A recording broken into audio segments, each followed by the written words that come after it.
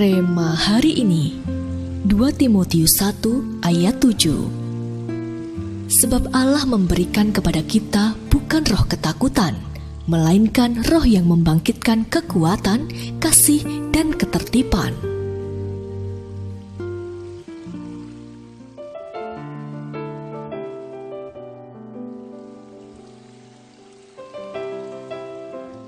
Api unggun itu hampir padam. Padahal malam itu adalah puncak acara yang dinantikan para peserta camping. Hujan kecil memang sempat turun sejenak tadi, membasahi kayu bakar di tengah lapangan dan memudarkan nyala api, meski tidak sampai padam. Hawa dingin yang semakin menggigit mulai mengusir satu persatu peserta kembali ke kamar mereka masing-masing. Namun, seseorang membawa sebotol minyak dan mengguyurkannya ke atas api. Dalam sekejap api berkobar besar.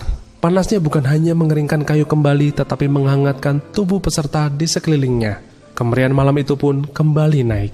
Bagai api yang memudar, demikianlah Paulus melihat kerohanian para anak rohaninya ketika akhirnya ia dekat dengan hukuman mati. Ia pun menumpahkan pesan dan nasihat terakhirnya melalui surat kepada Timotius.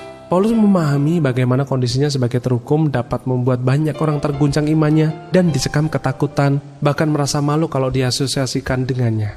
Ayat yang ke-8. Sampai-sampai semua yang di daerah Asia kecil meninggalkannya. Ayat yang ke-15.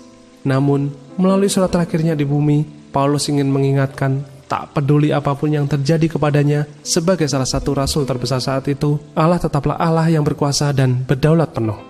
Di masa-masa pandemi ini pun kita mengalami banyak hal yang bisa memudarkan api roh kita.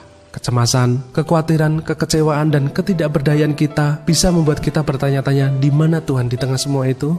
Namun, seperti yang Rasul Paulus ingatkan, apapun yang terjadi, jangan ragukan hati Tuhan. Ingatlah panggilan kudus yang telah Dia percayakan kepada kita. Alihkan pandangan kita dari segala kekelaman dunia kepada terang kasih Tuhan. Maka Sang Sumber Ketahanan akan mengurapi kita dengan minyaknya dan mengembuskan kekuatan yang mengatasi semua ketakutan kita. Api dalam diri kita berkobar kembali dan kita bisa bangkit menjadi terang yang memancarkan terang harapannya pada dunia ini. Mengapa Roh Kudus dapat membangkitkan kekuatan Anda yang nyaris punah? Mengapa Anda memerlukan curahan Roh Kudus dalam hidup Anda? Bagaimana Anda bisa menantikan Roh Kudus dicurahkan atas Anda?